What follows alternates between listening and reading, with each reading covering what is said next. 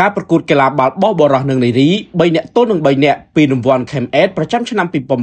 2026បានដំណើរការប្រកួតហើយដោយមានក្រុមកីឡាករកីឡាការិនីចំនួន210នាក់មកពី32ក្រុមចូលរួម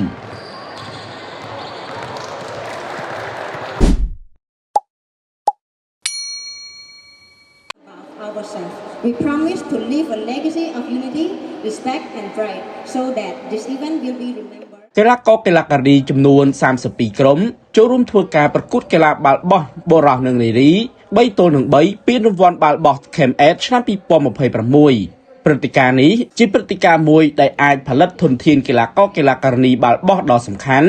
ហើយតាមរយៈការរៀបចំការប្រកួតជារៀងរាល់ឆ្នាំនេះនៅតាមគ្រឹះស្ថានឧត្តមសិក្សាគឺជាប្រភពដ៏សំខាន់នៅក្នុងការចូលរួមអភិវឌ្ឍធនធានអត្តពលិកជាមួយនឹងសហព័ន្ធកីឡាជាតិនានាការប្រកួតកីឡាបាល់បោះបុរសនិងនារី3ទល់នឹង3ពីរង្វាន់បាល់បោះ KMS ឆ្នាំ2026បានចាប់ផ្ដើមការប្រកួតនេះថ្ងៃទី22ខែសីហាឆ្នាំ2026ដោយបានប្រកាសបើកជាផ្លូវការដោយមានវត្តមានអ្នកស្រី Maria Isabel Mason Cabrera តំណាងលោក KC Barnett អនុប្រធានសហព័ន្ធកីឡាចម្បាប់កម្ពុជានិងជានាយកវិទ្យាស្ថាន KMS មន្ត្រីអាជ្ញាកណ្ដាលសហព័ន្ធកីឡាបាល់បោះកម្ពុជានិងកីឡាករកីឡាការិនីចំនួន32ក្រុមស្មើនឹង210នាក់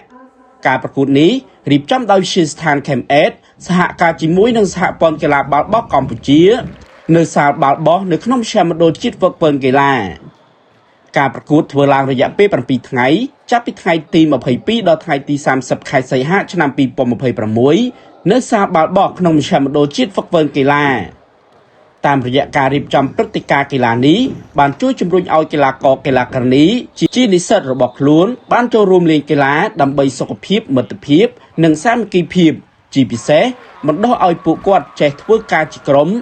ចេះធ្វើការក្រោមសម្ពាធដើម្បីឲ្យពួកគាត់ទទួលបាននូវបទពិសោធន៍ទាំងកម្លាំងកាយសម្បទានិងលទ្ធផលជោគជ័យវិទ្យាស្ថាន KMS និងគ្រឹះស្ថានឧត្តមសិក្សាផ្សេងៗទៀតនឹងវិនិយោគនៅក្នុងវិស័យកីឡាឲ្យកាន់តែច្រើននៅក្នុងការប្រកួតប្រជែងនៃកម្រិតឧត្តមសិក្សាជាធម្មតានៅប្រទេសផ្សេងៗកីឡាករកីឡាការិនីនៅតាមកម្រិតឧត្តមសិក្សាគឺជាប្រភពដ៏សំខាន់សម្រាប់ការជ្រើសរើសធនធានដើម្បីចូលរួមជាក្រុមជម្រើសជាតិ